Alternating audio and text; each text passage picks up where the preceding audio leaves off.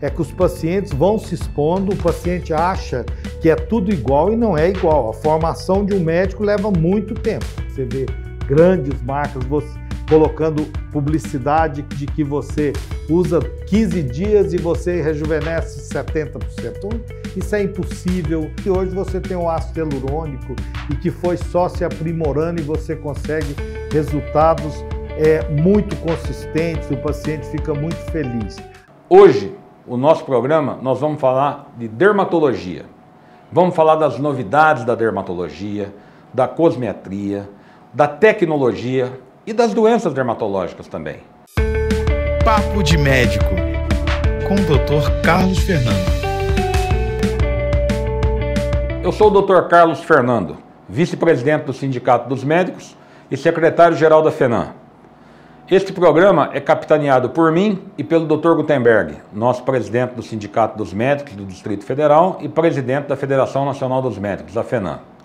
O intuito do nosso programa é trazer a vocês esclarecimentos, informação, notícias e demais atualidades. Para isso, nós contamos com uma grande audiência e com as perguntas que vocês mandam. Para quem que é esse programa? Esse programa é para você médico, meu colega, para você médica, para você da área da saúde, enfermeiro, auxiliar de enfermagem, o condutor da ambulância, todos que trabalham na área da saúde. E o nosso convidado é muito especial, é o Dr. Ricardo Fenelon. Dr. Ricardo Fenelon é formado na Universidade Federal de Belém e tem sua residência e especialização pela Santa Casa do Rio de Janeiro e os demais cursos que ele fez, que ele vai contar para nós. Dr. Ricardo tem uma larga experiência, um dos mais renomados dermatologistas do Brasil e está em Brasília há quase 40 anos exercendo a sua profissão e cuidando de todos nós. Dr. Ricardo, tudo bem? Tudo ótimo. Muito obrigado pela sua presença aqui. Eu sei que seu tempo é muito curto, mas a gente sabe do seu trabalho, sabe da sua história e a gente gostaria que você já começasse a falar aqui para os nossos internautas, para os seus colegas, para as suas colegas, para todo esse público que eu citei, que nos assiste, sobre a sua formação um pouco, sobre a tua história, como é que você começou, e no decorrer eu vou te abordando várias perguntas que você tem aqui. Nós temos algumas coisas de mito e verdade que está chegando aqui para nós, e vamos falar desse parque tecnológico, o que mudou na dermatologia, mas, por favor, se apresente aí para nós. Eu sou Ricardo Fenelon, dermatologista, com quase 40 anos de atuação em Brasília. Me especializei em dermatologia no Rio de Janeiro, na Santa Casa, serviço do saudoso professor Silvio Fraga, e venho trabalhando em Brasília com dermatologia, como já disse, há quase 40 anos. E venho acompanhando o desenvolvimento da dermatologia, que antigamente, no passado, era uma área especificamente clínica, e hoje a dermatologia cresceu muito, a abrangência do dermatologista cresceu enormemente, e a dermatologia hoje é cirúrgica, a dermatologia nós temos o advento do laser, que veio modernizar enormemente e nos oferecer a possibilidade de tratar patologias que nós não tínhamos como tratar antigamente, e hoje com o advento da tecnologia nós temos condições de tratar. Então, primeiro, agradecer Brasília. Ontem nós estávamos comemorando 61 anos, uma cidade que nos acolheu, né, Carlos? Uma cidade que deu imensas oportunidades ao povo de Brasília, à população de Brasília, que acreditou no nosso trabalho. Enfim, é um momento muito feliz de estar aqui no Sindicato dos Médicos, podendo falar com vocês. Ricardo, o nosso tempo de formado é quase o mesmo, né? Eu já estou com 35 anos de formado também. Eu acho que a gente pode fazer uma volta aí de quando a gente se formou, como que a gente começou, né? Eu tive a oportunidade da dermatologia de aprender muitas patologias e também patologias mais raras. Eu sou formado em Uberaba, eu tive a oportunidade de um lado, mas a infelicidade do outro, até de ver o fogo selvagem, você está entendendo? Onde os pacientes dormiam em folha de bananeira, que o lençol gruda naquelas feridas. Tratamos desse tipo de paciente e tudo mais, né? Tratamos muitos pacientes de todas as doenças da pele que a gente poderia conhecer e tudo mais. E eu acho que a dermatologia hoje, no meu entendimento, ela tem um pouco de uma divisão das patologias dermatológicas e da dermatologia clínica do ponto de vista da cosmetologia, né? Dentro desse segmento. Porque a tecnologia trouxe isso. Fala para nós hoje, a nível de Brasil, hoje aqui em Brasília, né? Sobre as suas clínicas, o que você está fazendo, o que tem de aparelho, de tecnologia. É um programa que não tem conflito de interesse, tá certo? Pode falar o que você faz, onde é seu consultório. Já está chegando pergunta aqui, perguntando, que já conhecem você de nome. Tem paciente aqui seu que já entrou aqui na audiência do programa. Então, conta para nós essa dermatologia mais clínica hoje, como é que o pessoal está tratando, e um pouquinho, né, da formação do médico dermatologista, que também parece que fugiu um pouquinho mais para o lado mais da cosmetria. A gente está vendo que o dermatologista hoje, acho que de cada 10 que se forma nas residências e tudo, tem menos colegas mexendo com essa parte da patologia clínica. Como é que está isso? Dá uma passada aí para nós. Carlos, eu acho que a formação continua a mesma que você teve, aquela formação de fazer diagnóstico, porque você não tem como falar em medicina sem diagnóstico. Você tem que ter um diagnóstico, pelo menos na alopatia, que é a área que nós atuamos, a medicina convencional, você tem que ter um diagnóstico. Então, o dermatologista ele passa por uma formação como clínico geral e depois ele vai fazer dermatologia. Agora, a área da cosmetria foi uma área que cresceu enormemente, porque a demanda dos pacientes é enorme. Com a evolução dos tratamentos, vou te dar alguns exemplos de tratamentos, como, por exemplo, a toxina botulínica, mais conhecida popularmente como Botox, mas tem outras toxinas do mesmo nível técnico. Você tem aí os preenchimentos com ácido hialurônico. Eu sou da época em que se fazia preenchimento com colágeno bovino e que você tinha que fazer testes antes para ver se o paciente não tinha alergia. A durabilidade ali daquele preenchedor era muito rápido, ele desaparecia, era reabsorvido, e hoje você tem o ácido hialurônico e que foi só se aprimorando e você consegue resultados muito consistentes, o paciente fica muito feliz. Agora, a dermatologia, você não tem, eu vou repetir, como pensar em ser dermatologista se você não tiver uma formação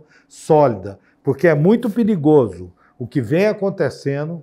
Aproveitando aqui que nós estamos dentro do sindicato dos médicos, você não tem como você atuar em procedimentos dermatológicos sem você estar preparado para isso. Nós temos hoje uma invasão de outras profissões, não digo nem especialidades, que vão tratar, vão fazer procedimentos dermatológicos sem a formação adequada. Eu acho isso uma temeridade, porque você, por exemplo, pode olhar vamos falar num termo popular, uma pinta e achar que aquilo não é nada e tirar aquilo com shave, uma cirurgiazinha, sem os cuidados necessários, e você está tratando do melanoma e está colocando em risco a vida daquele paciente. Você, como ginecologista, você sabe. Tem duas maneiras do profissional ser muito corajoso. Ou ele não sabe nada, ou ele sabe muito. Porque quem não sabe, não teme. Então, vai lá e faz. Então, acho muito preocupante para nós médicos, para nós dermatologistas, essa invasão, não por reserva de mercado. Graças a Deus, eu tenho uma vida profissional bem-sucedida, não é isso que me preocupa nessa altura da minha vida, mas o que me preocupa é que os pacientes vão se expondo, o paciente acha que é tudo igual e não é igual. A formação de um médico leva muito tempo. Mas você falou um ponto aí que eu ia tocar, não ia deixar de tocar, até por estar numa casa política e ter um trabalho hoje que a gente luta dentro do Congresso, com os lobbies que existem, de você aprovar procedimentos para outras profissões que não são, não é ato médico, que é ato médico, quer dizer, você pegar uma agulha e furar uma epiderme e uma derme ali já é ato médico, né? Então hoje você vê muita clínica, muita gente de outras áreas invadindo. Não médicos. Não médicos. Eu acho que o mais complicado é isso, né? O cara está fazendo aí uma série de coisas que nós vamos falar. E a tua preocupação na minha ótica, por tudo que você tem de sucesso, de responsabilidade, de trabalho muito bem feito, né? Você é considerado um dos melhores dermatologistas do Brasil hoje. Eu não tenho aqui para te gabar disso. A realidade chegou, não é verdade? A sequela que você trata, Eu tenho certeza que no teu consultório chega sequelas para você tratar de procedimentos feitos por não médicos que fazem um curso aí de final de semana. De final de semana, né? Faz um conjugado aí, faz um monte de receitinha, um monte de coisa, e acontece. E aí você vai tratar o quê? Você vai tratar uma mancha, você vai tratar uma cicatriz errada que ficou, você vai tratar uma deformidade lá no seu consultório, que esse é o principal. E com certeza você fica triste de ver isso no paciente. Carlos, se você for acompanhar, você vai relembrar aí que você é muito bem informado, a vascularização da face. Você, durante um procedimento, se você emboliza um vaso, não é nem questão de uma mancha, de uma sequela, você pode causar uma cegueira num paciente pela anastomose dos vasos, você vai fazer um preenchimento, aquilo entra dentro do vaso, vai, obstrui a artéria da retina e você tem uma cegueira. Então isso é muito sério, se você não tem uma formação. Eu não estou aqui para criar nenhum confronto com ninguém, mas eu acho que isso tem que ser pensado com muito cuidado, porque você está expondo o paciente. A formação de um médico é uma coisa que leva muito tempo para você estar habilitado a fazer determinados procedimentos. Então, eu acho temerário. E essa é uma luta nossa, né? Tanto do sindicato, da Federação Nacional dos Médicos, dos conselhos, né? Em relação junto ao Congresso, porque muitas vezes, muitas coisas que às vezes são aprovadas lá, a parte política da expectativa de um grupo de políticos, infelizmente, vence a parte técnica. Você entende? E com isso aprovam essas situações aí. E coloca os pacientes em risco. Coloca os pacientes em risco. Isso é uma realidade que a gente tem que falar, não é verdade? E essa indústria da beleza hoje, do rejuvenescimento, essa indústria da forçação de barra, de você estar nas mídias sociais, você está bonito, você está tudo, virou quase que uma paranoia na cabeça das pessoas, infelizmente, né? E eu passo por mim, por exemplo, eu fazia consultório até 3 anos atrás. Os pacientes vão no meu consultório com menopausa, que é um hormônio, doutor, só um remedinho para mim melhorar de tudo. Não é assim, né? Eu acho que a vida, rejuvenescer, emagrecer, buscar felicidade, buscar reencontros, é um conjunto de coisas que nós, como médico, a gente ajuda, a gente informa, a gente orienta, mas não tem nada mágico na mão. Bem, hoje nós estamos lutando e vem aparecendo cada vez com maior frequência com um problema que chama de dismorfofobia. Porque nós vivemos esses tempos de redes sociais e a exposição das pessoas hoje é muito maior, então a pessoa começa a se ver de uma maneira distorcida e ela começa uma busca frenética por procedimentos, por aplicação de toxina botulínica, por preenchimento, por tratamentos de emagrecimento, como você falou, por modelar o corpo à base de hormônios, e as pessoas vão se perdendo e acabam ficando doentes, porque dismorfofobia, ela tem uma visão distorcida da sua imagem. E esse paciente, o médico tem que ser muito cuidadoso, tem que ser experiente para saber separar isso, com muito cuidado para orientar, para não gerar expectativas, porque esse paciente é insaciável, ele nada vai satisfazê-lo. Você pode usar a melhor tecnologia, o resultado ser ótimo, mas ele, na realidade, esse paciente precisa muito mais de um apoio psicológico, de um carinho da família.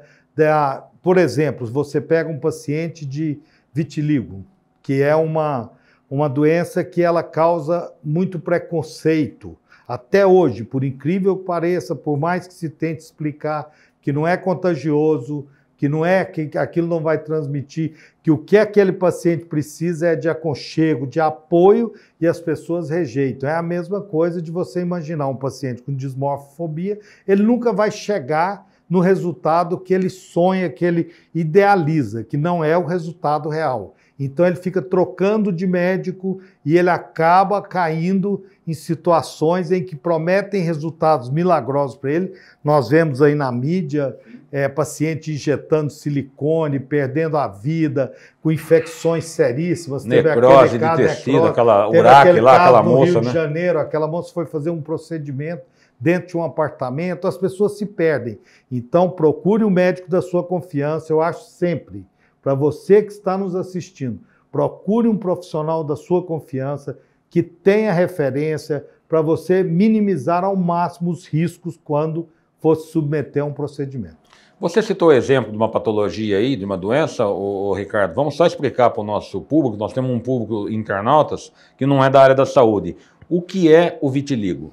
Vitiligo é uma doença autoimune hoje, é a principal teoria, a mais aceita, muito relacionada ao sistema emocional, porque você tem aí o sistema neurológico, imunológico, muito ligado às emoções, e que a pessoa vai perdendo a pigmentação em determinadas regiões, em volta nas pálpebras, nas mãos, nas extremidades, enfim, qualquer região do corpo, e que evolui de uma maneira irregular. E aquilo gera um preconceito quando deveria gerar um aconchego, deveria gerar um carinho, uma solidariedade, que é o que aquela pessoa precisa. Porque, na realidade, aquilo não vai ter contágio, não vai passar de uma pessoa... Mas dá um mau aspecto, né?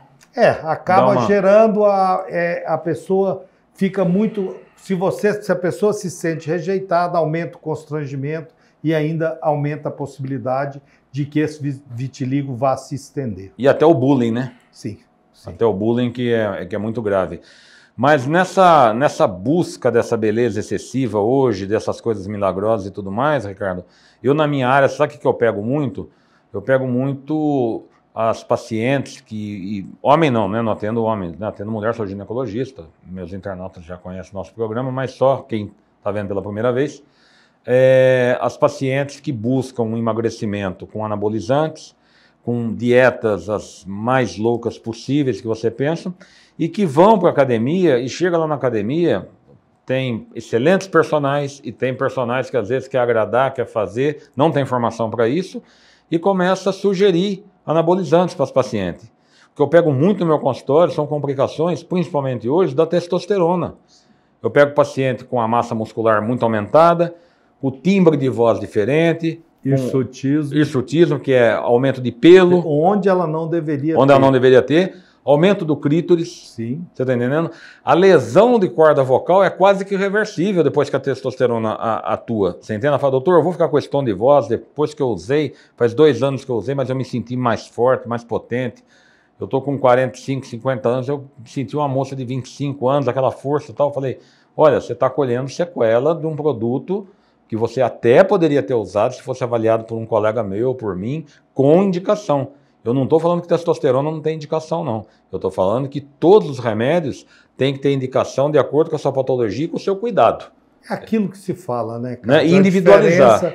Diferença entre o veneno e o remédio é a dose. É a dose. Isso é individualizado e tem que ser feito por um profissional capacitado com muito cuidado. Você não vai colocar um hormônio no corpo, colocar da maneira que você quiser, ou tomando, ou injetando, ou passando. Outra coisa, as pessoas acham que passar um hormônio na pele é menos importante do que tomar ou injetar. Elas não sabem que aquilo é absorvido e cai na corrente sanguínea. Sim, da mesma maneira. É uma outra via de aplicação. Então isso tem que ser feito com o médico, com muita cautela, com muita parcimônia, para que não tenhamos problema. Mas aí entra a importância do diagnóstico.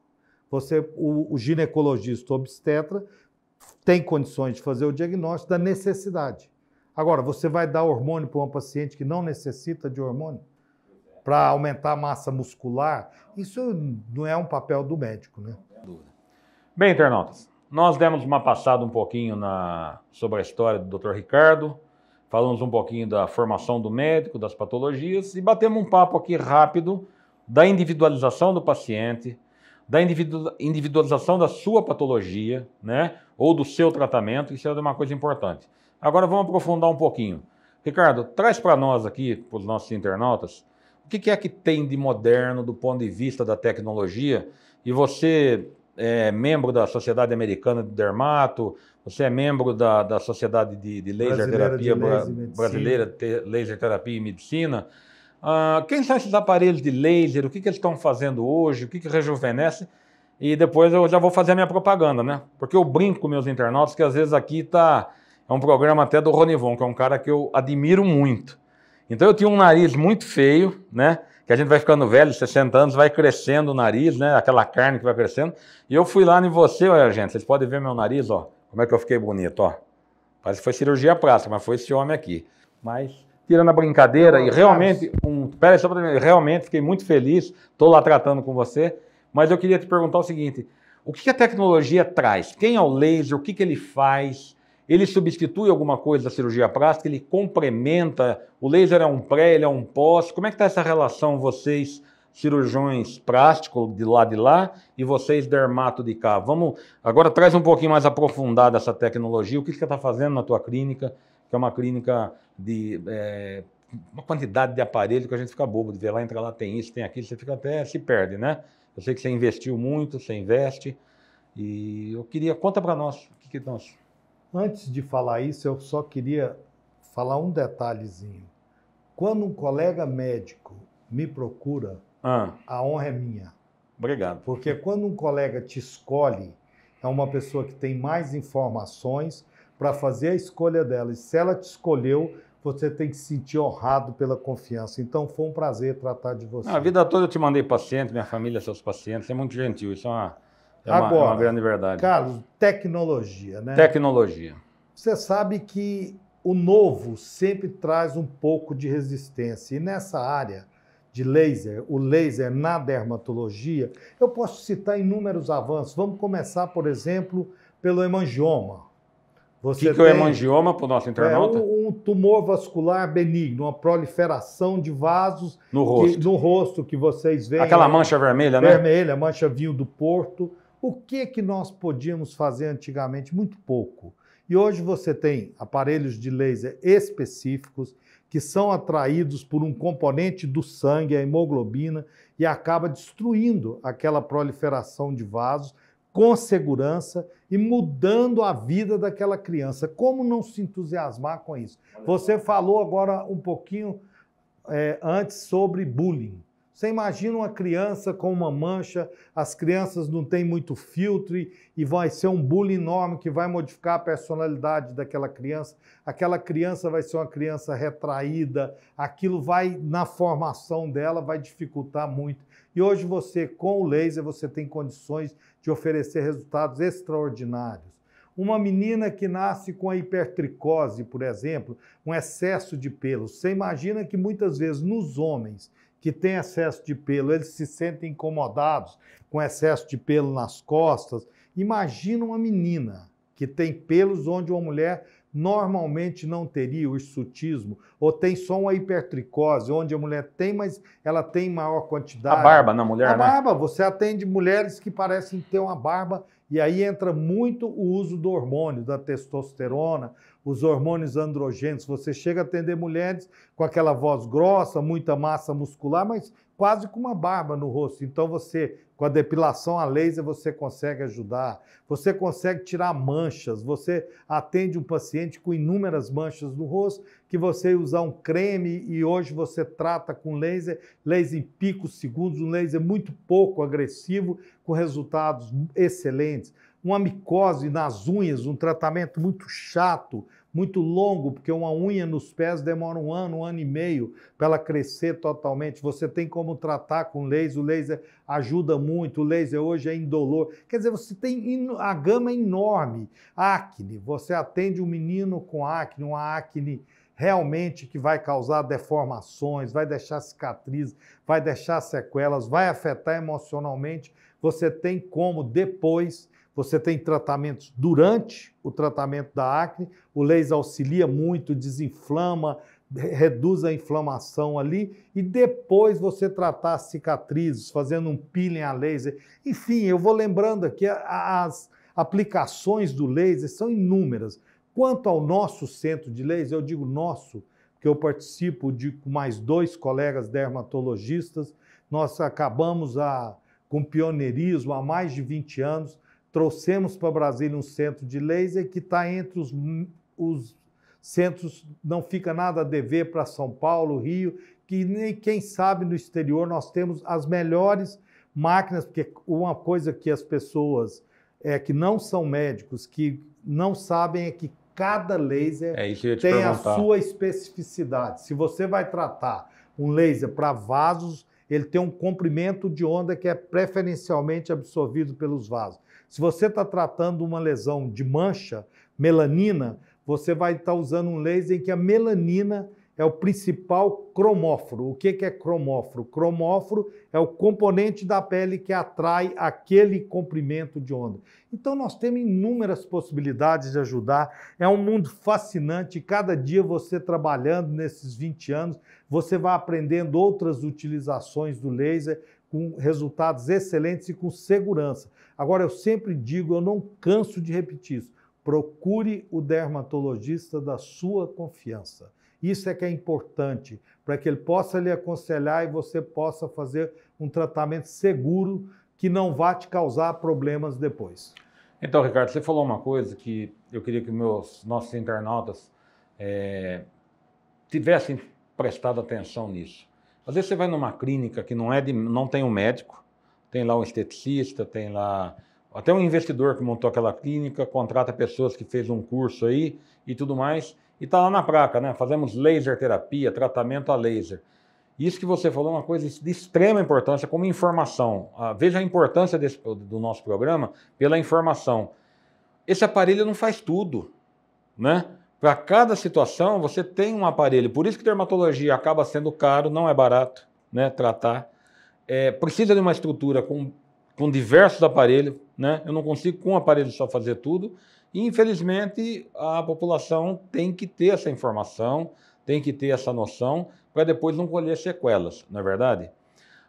Dentro desse tratamento a laser também hoje, Ricardo, a gente consegue postergar alguma coisa que seria de uma cirurgia plástica ou ajudar o cirurgião plástico, eu lhe perguntei, ou fazer um pré para o cirurgião plástico, onde o laser está nesse momento aí para o cirurgião plástico, vocês, dermato, como que está esse intercâmbio, como que está isso dentro das duas especialidades? São complementares. Certo. A dermatologia nunca vai substituir a cirurgia plástica, porque chega um momento em que você, por exemplo, já tem uma flacidez e num processo de envelhecimento você tem uma perda óssea, você tem uma perda de gorduras, você tem uma perda de água, você perde colágeno, que é a proteína que nós produzimos e sustenta a pele, e aí você já tem um grau de envelhecimento que você vai ter que passar por uma cirurgia para fazer o reposicionamento das estruturas. Agora, num envelhecimento em que está iniciando o envelhecimento, uma flacidez, você tem hoje o ultrassom microfocado, que provoca uma retração no colágeno, você tem o laser fracionado, que você também estimula colágeno e vai rejuvenescer uma pele. Então é complementar. Você quer ver uma coisa que eu acho fantástica? O paciente opera, faz uma cirurgia, o cirurgião termina, dá ali seus pontos, fica a cicatriz ali no local. Quando ele tira os pontos, é extremamente interessante que ele inicie um tratamento. Os melhores trabalhos são com laser fracionado e principalmente com pulse dye laser, Carlos, porque você consegue evitar cicatrizes hipertróficas, cicatrizes como queloides, as pessoas conhecem mais como queloide, aquela cicatriz que grossa, cresce, né? Grossa, e você consegue evitar a cicatrização, é muito melhor. Então eu acho a posição da dermatologia com a cirurgia plástica são duas especialidades complementares. Vai ter momentos em que é muito melhor que você procure um cirurgião plástico. Isso eu canso de acontecer comigo na minha clínica.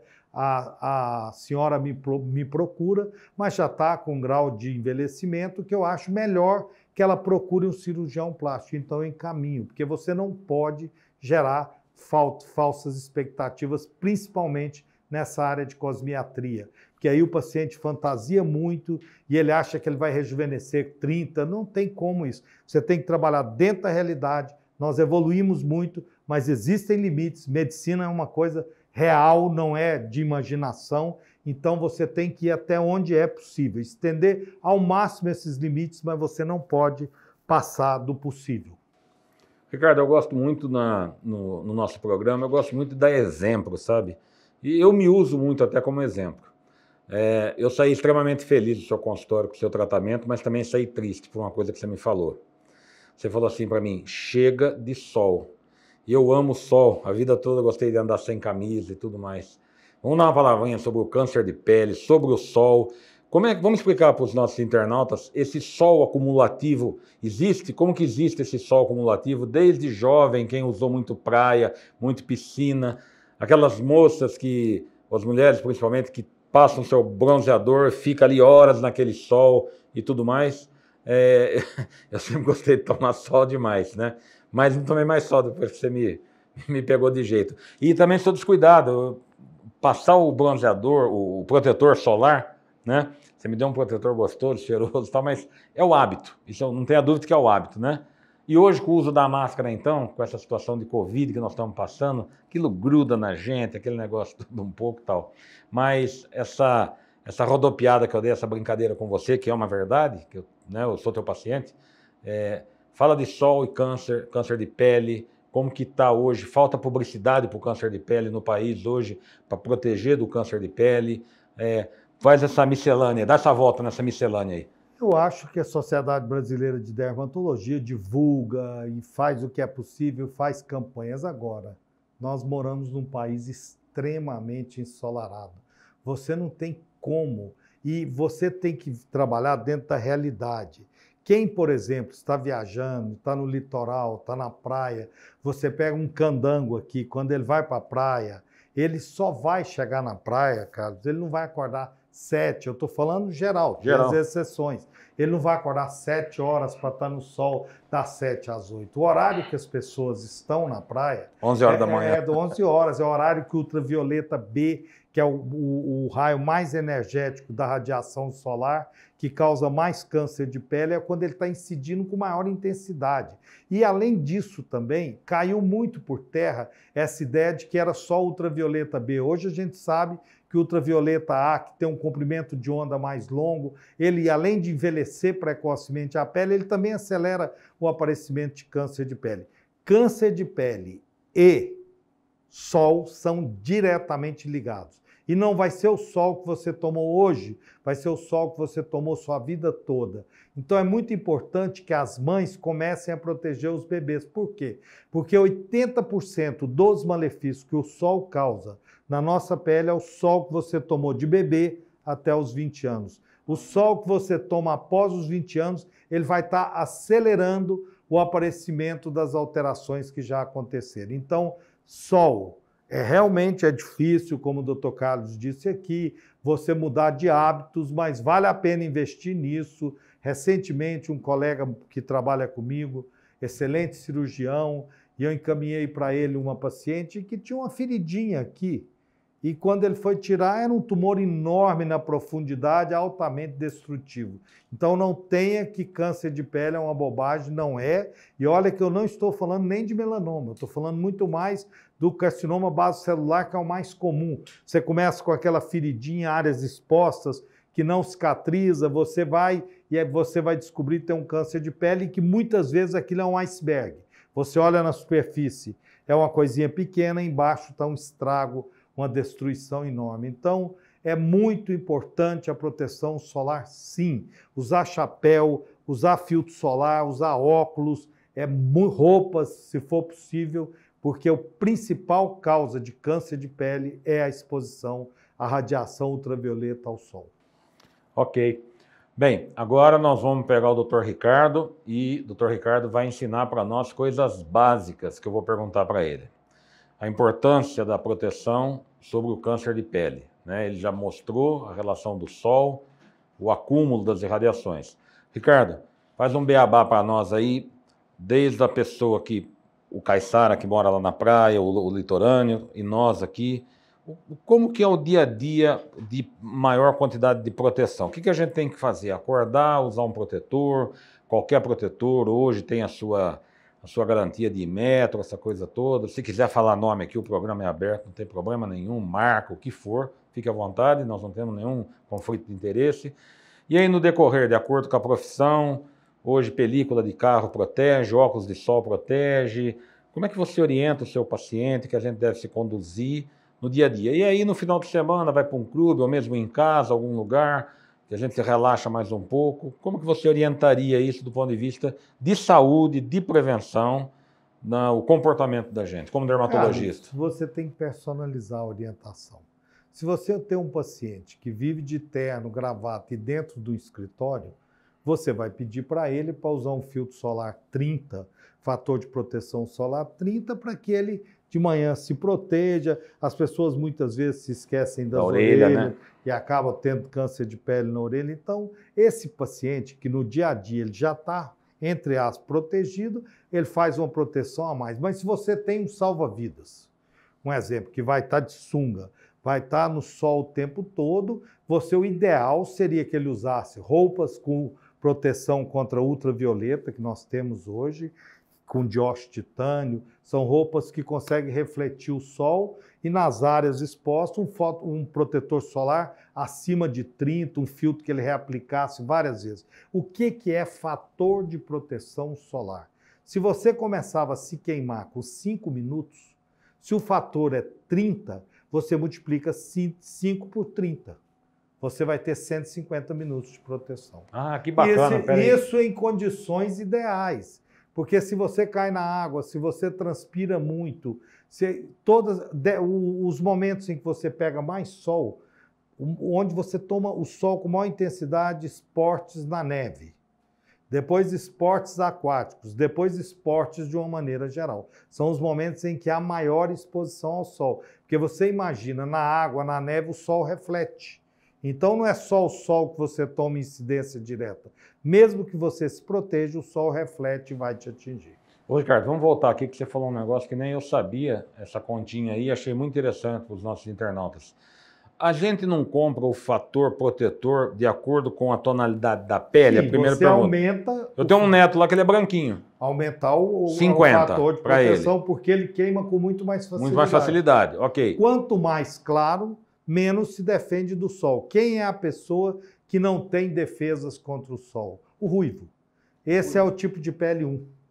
Esse é aquele que nunca bronzeia, sempre se queima. Sempre que se queima. Esse tem que ser protegido desde a infância. Por exemplo, meu avô era preto, né? O Brasil todo é mestiço, todo, né? Mas mestiço. meu avô era preto, pai do meu pai. Meu pai, ele casou com uma italiana, meu avô. Depois veio meu pai. Meu pai, quando se queimava, quando tomava sol, desculpa, ele ficava bronze. Meu pai casou com uma mais branca ainda, minha mãe italiana, né? Os primeiros dias de sol, se eu vou devagar, eu dou aquela primeira avermelhada, depois eu passo para um bronze. Então, quer dizer, um fator ideal, eu compro sempre os 50, tá muito? Tá pelo ótimo. Tá ótimo. Excelente. E o tempo dele? E a importância de reaplicar o ideal. Vamos voltar para essa continha que você fez. Para você ter uma proteção, você está reaplicando seu filtro solar a cada 60, 90 minutos, você tem que estar reaplicando. Em praia? Em exposição direta. Em exposição, pode estar jogando isso um futebol. Não é viável no dia a dia. Não é viável no dia a dia. Quando então. você está na praia, você está na piscina, no lago, clube. Na piscina, no rio, que a incidência é direta e você vai ficar por longo período. É muito importante que você, de 1 hora e meia, você fique reforçando. Ricardo, outra pergunta que chegou aqui para nós agora, que o pessoal está insistindo, já chegou várias vezes. A gente vê que, principalmente as mulheres, né? Cuidado com a beleza, cuidado com a pele, essa coisa toda. Cremes de hidratação, até que ponto funciona, até que ponto deve usar, qual o melhor creme. Lógico, eu sei que você vai me falar a individualização, a indicação, mas no dia a dia, né? Na correria, que compra no balcão da farmácia, compra no supermercado, né? Quanta gente às vezes viaja naqueles algrinhos, pô, traz tal creme para mim, traz esse com, como é que está na moda aí, Cetaphil, que tem não sei o quê. Eu estou tranquilo com o nome, eu falo qualquer coisa. Creme de Novalgina, do que for, entendeu? Então o creme, qual a orientação para as nossas internautas, para os nossos internautas hoje, na hidratação, no cuidado, a limpeza da pele à noite depois do banho, que você me ensinou, né, passar as coisas. Coisas gerais hoje. Dentro do que for possível, se você puder, a gente tem que lembrar, nós vivemos num país com enormes carências, então você tem que pensar na população de uma maneira geral.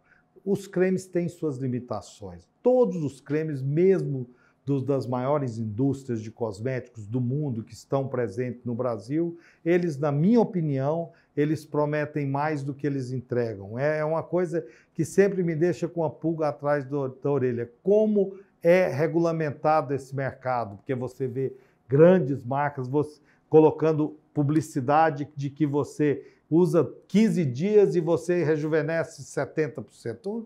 Isso é impossível. A gente trabalha com procedimentos em que você realmente invade a pele, estimula a colágeno e você não consegue isso. Então, acho ter uma ideia é o seguinte, eu acho que é muito importante, se você tem uma pele oleosa, procure produtos que são livres de óleo, porque senão você vai tentar hidratar, isso vai tornar a sua pele mais oleosa, se o produto não for livre de óleo, e vai te causar cravos, espinhas, e vai causar mais problemas do que solução. Entendeu? Então, acho creme, efeitos de creme, deixar bem claro para os internautas que estão nos assistindo, os efeitos de creme, eles são limitados. Não acredite em tudo que você vê, seja parcimonioso na aquisição de cremes, e procure usar um filtro solar, um hidratante livre de óleo se sua pele for oleosa, ou não livre de óleo se não for uma pele oleosa, com o filtro solar. Você já vai estar tendo um cuidado enorme. O resto, se você quer investir mais, guarde um pouco desse dinheiro e procure um dermatologista da sua confiança. Então, Ricardo, tem perguntas que a gente está fazendo aqui, eu como médico, como seu colega, né, também lido na área feminina, com a beleza, com as coisas, e a gente tem que estar por dentro de muita coisinha aí, que hoje as informações são muitas. Mas estão me perguntando aqui, eu não posso deixar de perguntar para você, e que talvez até uma cultura que as pessoas fazem, às vezes é a irmã que faz na irmã, a cunhada, a mãe que faz na filha, e infelizmente, esse mercado da cosmetologia, sem ser na mão de médico, de profissional qualificado para isso, que tudo é ato médico, está fazendo. Limpeza de pele, aquela espremeção de cravo, aquela limpeza que fazem, e usam até produtos químicos e tudo mais hoje. Como é que está isso aí? O que vocês estão pegando de sequela? Que resultado que tem? Espreme. Ah, eu limpei, minha cara ficou ótima, não sei o quê. Como é? Se você procura uma profissional ou um profissional bem treinado na área de estética, ele fazer uma limpeza de pele, eu acho justo. Eu acho justo que ele ganhe o sustento da família dele, fazendo um trabalho para o qual ele esteja treinado, de preferência com a supervisão de um dermatologista. Agora, você falou um pouco atrás, nessa nossa conversa, sobre procedimentos invasivos. Procedimento invasivo é para médico. Para médico, sim, não tenha dúvida. Sabe? O nosso internauta tem que tirar dessa entrevista isso. Se ele levar no coração e essa informação, eu estou satisfeito. Já valeu muito a nossa conversa. Eu fico muito feliz se essa mensagem ficar muito clara. Procedimento invasivo na pele, que é o nosso maior órgão, você sabe, né? Sim. Como ginecologista, o nosso maior órgão é a pele. Muito cuidado, porque tudo tem repercussão. Então, procedimento invasivo é para médico. Procure economizar, não vai atrás do mais barato, esse mais barato pode sair caro. Procure se informar e procure um médico. Já repeti isso aqui várias vezes, mas é um mantra, eu não canso de falar isso. Procure um médico da sua confiança. Um médico. A formação médica é muito longa para você poder estar habilitado para intervir, para ser agressivo, para você ter procedimento invasivo na pele. Ricardo, não poderia dar uma passada aqui nesse momento, né, que o mundo está vivendo da pandemia, do Covid, tudo que trouxe, né? Hoje, uma angústia, um pânico, um sofrimento que muitos não vão tirar mais porque perdeu seus entes queridos, né? O desemprego, a condição econômica e a paura que nós estamos de sair na rua, né? Ou até de receber quem chega da rua, né? Já estou chegando ao ponto de propor lá em casa para minha mulher até da gente tomar cuidado até com contato íntimo, porque eu não sei se eu estou levando o Covid para dentro de casa, você não sabe se você está levando para dentro da sua casa, e com neto, com filho, com parente e vice-versa, né? Então não tem nem explicação o que a pandemia trouxe em todos esses aspectos, fora o sofrimento de quem pega a doença e vai para um quadro grave. Mas eu não podia deixar de roubar essa pergunta aqui de você, de saber na tua área, na dermatologia, existe alguma coisa que, às vezes, a paciente entra no seu consultório e você já consegue... Porque eu acho que a grande história, além da prevenção, é o paciente assintomático, né, que está transmitindo. E o paciente sintomático na dermatologia tem um sinal, tem um sintoma que você... Opa, eu tô antenado ao Covid e você chama a tua atenção, ou na dermatologia hoje, do Covid. Na pele, você tem que estar muito atento, que você tem umas erupções na pele, aquela vermelhidão inespecífica, você tem lesões de extremidades, nos dedos, parecendo aquela doença perniose. em que você tem problema de circulação, com frio, a Covid dá esse tipo de lesão, a Covid dá um tipo de urticária, a Covid tem lesões inespecíficas até agora que foram identificadas na pele. Agora, um sintoma, Carlos, eu não sei se é porque eu tenho um trabalho há muitos anos na área de cabelos, em que eu trato muito calvície, queda de cabelos, um sintoma que eu tenho visto que o paciente chegou com história de Covid, você pergunta, ele já está tendo uma queda de cabelos. É comum pós-infecção, com febre alta, pós-cirurgia, pós inúmeras causas, ter uma queda de cabelos. Mas o que a Covid vem mostrando para a gente é uma queda mais precoce. Nós chamamos a queda de cabelo de eflúvio telógeno. É um nome médico porque o cabelo, a fase de queda dele, chama telogênica. E a Covid faz isso de uma maneira muito precoce, porque é muito comum que você passe por uma cirurgia, 3, 4 meses depois você tem uma queda dos cabelos. Você teve uma infecção com febre alta, você tem queda dos cabelos. Mas na Covid é mais precoce, 2 meses o paciente já apresentando queda de cabelos. E aproveitar que nós estamos tendo essa oportunidade, eu posso dizer aqui dentro do nosso sindicato, o Sindicato dos Médicos, e ter uma mensagem de solidariedade com as famílias que nós estamos chegando a quase, para nós médicos que fomos treinados para salvar vidas, para ajudar as pessoas, ver que nosso país está chegando a quase 400 mil mortos. Se você transformar isso em famílias, são muitas pessoas sofrendo, além dos distúrbios psiquiátricos das pessoas que adquiriram a Covid ou que não adquiriram e que vivem sob o medo. Então, acho que a gente precisava, nesse momento, das nossas autoridades, de mais empatia, de mais solidariedade, para ajudar um povo tão sofrido quanto é o povo brasileiro. Pois é. Bem, você falou da parte afetiva e desse transtorno que está causando essa situação. A gente não gostaria nem de entrar nas políticas públicas que o nosso país passou e a consequência que a gente está colhendo disso hoje, né? Vamos torcer para que o número de vacinas matematicamente se corresponda, para a gente atingir o maior número de vacinados possível, e vamos torcer, pedir a Deus e aos cientistas, a tudo, que a gente consiga entender e controlar até que ponto, né, a mutação do vírus. Mas chegou aqui uma pergunta aqui, eu vou te passar para você do jeitinho que o nosso internauta está perguntando. Doutor, até onde ou aonde que não tem conserto a minha calvície? O que o senhor está fazendo para a calvície? Olha, esse é o Antônio, de onde? De Belém. O Antônio de Belém, ele só não falou a profissão dele. Tudo bem, Antônio? Está perguntando aí. E manda dizer que, tá aqui, ó, manda dizer que vem tratar com você se você puser cabelo nele, que ele é careca. Olha, Carlos, se tem uma área que evoluiu enormemente... Conta para nós aí. Vamos lá. O tratamento da calvície hereditária. Você tem principalmente 2 tipos de medicamentos que são aprovados, medicamentos testados com resultado consistente, que é o minoxidil e os bloqueadores da 5-alfa-redutase, que é uma enzima que na calvície vai afinando o cabelo, afinando ao contrário do que as pessoas pensam.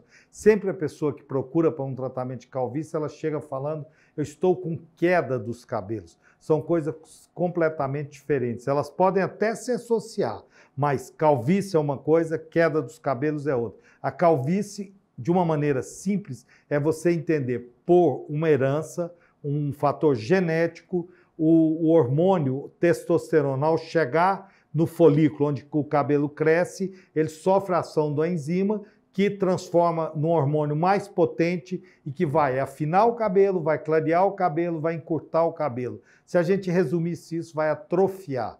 No homem isso é muito característico, você vai tendo aquela retração frontoparietal, quer dizer, isso. As entradas vão aumentando, depois... Vai raliando aqui, né? Exatamente. Na mulher, que é uma coisa que é um pouco mal esclarecida, as mulheres também herdam calvície.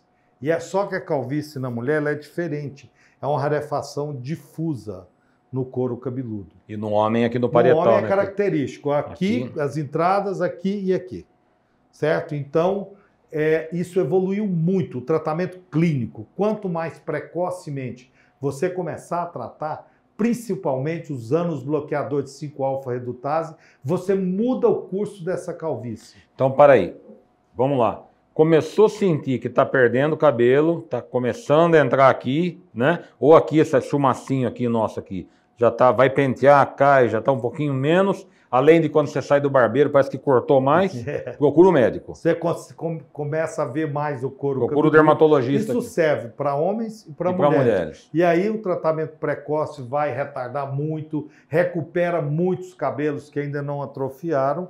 E uma outra área que evoluiu muito são os transplantes de cabelo, em que você tem as áreas doadoras, principalmente aqui, essa região atrás da cabeça, região occipital, e hoje tem a cirurgia robótica, que é pouco traumática e consegue resultados surpreendentes na queda dos cabelos, respeitando os limites da ciência e da medicina. Não estou aqui dizendo que qualquer calvície vai se resolver. Primeiro ter o diagnóstico para depois fazer o tratamento. E o que você está fazendo em calvície dentro desse contexto? Você respondeu que o nosso internauta lá de Belém perguntou. O que você está fazendo na calvície? Você está fazendo tudo, Ricardo? Faço tudo. Tenho uma parceria com um colega de São Paulo, que é o Dr. João Carlos Pereira, um excelente, um pioneiro. Depois seria muito bacana que você conversasse com ele. Vamos fazer a entrevista por Zoom com ele. Vamos integrar. Por Zoom é possível. É possível. Com resultados espetaculares. Até mostrar filmes, nós temos toda essa oportunidade. Na área de transplante. A área de transplante foi uma área que evoluiu muito. O tratamento clínico evoluiu muito. O tratamento com laser é muito bom, porque o laser ele aumenta a circulação sanguínea no local, ele faz um drug delivery, porque qualquer medicamento que você coloque na pele ou no couro cabeludo, nós temos a camada mais superficial da pele que bloqueia a penetração, você vai ter uma penetração de mais ou menos 3%. E com laser você consegue quebrar essa barreira, o medicamento penetra mais, prolongar a fase de crescimento do fio, enfim, ajuda muito no tratamento da calvície. Antes da cirurgia, tudo isso, Antes da né? cirurgia. Tudo e isso. Depois também você tem que manter, porque você não vai ter como mudar a genética desse paciente. Existe hoje uma pesquisa de um grande laboratório japonês, como você disse que não tem nenhum conflito de interesse. De jeito nenhum. É Shiseido, que é um grande com um laboratório de genética, e estão trabalhando muito a parte de células-tronco. Eu acho que isso vem. Eu sou entusiasta de pesquisa, de novidade. Eu acho que você, com cuidado médico, mas você não pode bloquear. Eu vou te dar um exemplo. Teve um congresso brasileiro de dermatologia aqui em Brasília, um colega me pediu para dar uma carona para um professor, um catedrático de um outro estado, e eu entrei no carro com ele, aquele bloqueio com a novidade. Porque eu não preciso de laser para trabalhar, porque eu faço com isso, mas faz não com a mesma qualidade e com muita dificuldade. Então, acho que a gente não deve bloquear a mente para nada, Carlos. O novo está aí para a gente, com cuidado, com cautela, principalmente quem é médico, para você se envolver com cuidado e oferecer o que é melhor para os seus pacientes. Porque senão, se você não tomar cuidado, você é um grande médico, sabe disso. Você vai estar falando de passado. É verdade, sabe? Não tenha dúvida. E é muito rápido no mundo de hoje. As coisas mudam muito rapidamente. Outro dia eu estava com um amigo tomando um café e eu percebi que ele estava num relativo sofrimento pela calvície, né? E até eu brinquei com ele, rapaz, não preocupa com isso não, pô. Tipo assim, né? Você tá um cara bem sucedido, família tá feliz, eu tô vendo teu sofrimento com essa calvície. Ele falou para mim, é porque você tem essa cabeleira na cabeça, senão você ia ver, me respondeu, né? Então eu percebi que estava um sofrimento atroz. E dentro disso, até para esclarecimento dos nossos internautas, qual a calvície que não tem jeito? Aquele paciente chega no teu consultório, em que estágio que ele chega, o careca mesmo, e não tem ainda o que fazer, ou tem qualquer coisa para fazer? Dá para implantar alguma coisinha, uma expectativa? Desde que você atenda precocemente, você pode ajudar. Agora, uma calvície instalada, aquele paciente que muito jovem, ele fica totalmente calvo, ele não tem área doadora, Carlos. A área é muito pequena, então você não consegue esteticamente fazer um trabalho que vale a pena. É muito pouco folículo, entendeu? Sei. Você tem que ter uma área doadora legal. Para surpresa, você sabe que das pessoas, as mulheres têm mais dificuldade com os cabelos, porque as mulheres têm menos área doadora. Né? Porque tem o cabelo mais longo, mas quando você puxa para tirar os folículos, as mulheres normalmente tem mais dificuldade com o transplante. Não é que não possa fazer, mas é mais difícil. Fenelon, dentro desse negócio da calvície, meu genro viaja muito, né? E ele está até para ir lá com você, que já está incomodando um pouco. Ele já está perdendo, raliando aqui, está tendo as entradas e tal. E aí eu falei, bom, vai lá no Ricardo, pô, o Ricardo vai te orientar, vai te tratar e tal. E dentro disso, um dia ele veio do futebol dele e falou para mim, escuta, Carlos, eu soube por um colega, lá um coronel da PM, que até parece que viajou para tratar de uma calvície, e disse que o melhor centro do mundo hoje, se eu estiver falando besteira, me corrija, está em Israel. Como que está o tratamento da calvície em geral no mundo, Brasil? Existe alguma coisa que tem essa diferença, essa distorção de maior experiência nessa área em algum local? Como que nós estamos aqui no Brasil na calvície hoje? Como é que está aí? Olha, o que eu tenho visto é na Turquia, não é Israel. Desculpa, você me corrigiu agora, processei de novo. Turquia, ele falou para mim, perfeito. E o que ocorre é que tem quase que um turismo. O paciente viaja, ele faz como se fosse um pacote, tudo incluído, e lá ele faz o transplante de cabelos. Eu acho o Brasil, tem alguns médicos no Brasil que têm uma excelência nessa área de transplante de cabelos, extremamente avançados, não ficam a dever nada no mundo. E eu acho uma coisa muito insegura você fazer um transplante na Turquia, se der tudo certo, é isso que eu ia perguntar, e aí? Porque é um transplante em série. Eu tive a oportunidade de assistir uma aula no INCAS, é um congresso que acontece anualmente em Paris, sempre final de janeiro, fevereiro, e eu vendo a aula, eles colocam inúmeras macas, os pacientes deitados e vão fazendo o transplante. Você sabe que a natureza humana, o corpo ajuda muito o médico. Muitas vezes, apesar do médico, o paciente fica bom, né? Sim. Então, se der tudo certo, ótimo. Mas se não der certo, você vai recorrer a quem, Carlos? Exatamente. Você já não está na Turquia mais. Eu acho isso... olha, procura um bom médico, se informe. Eu acho isso uma temeridade. Eu não acho que é uma boa ideia. Eu nem gosto dessa coisa de fazer um pacote, tudo incluído. Medicina não é uma coisa para ser feita em grande escala. Medicina é devagarzinho, é artesanal, principalmente transplante. Para você ter um resultado, já que você vai investir nisso, você quer um resultado estético bom. E você pode não alcançar isso. O grande apelo para que as pessoas façam esse tipo de movimento, de ir à Turquia para implantar cabelo, é o preço. E isso é perigoso. Eu acho que não se deve fazer isso. Os resultados... Nós temos médicos fantásticos no Brasil. Economiza um pouco mais de dinheiro, demora um pouco mais a fazer, faz uma restrição aqui, mas quando for fazer, faça com alguém muito bom, para que não fique uma coisa caricata. Não fica uma coisa parecendo aqueles cabelinhos...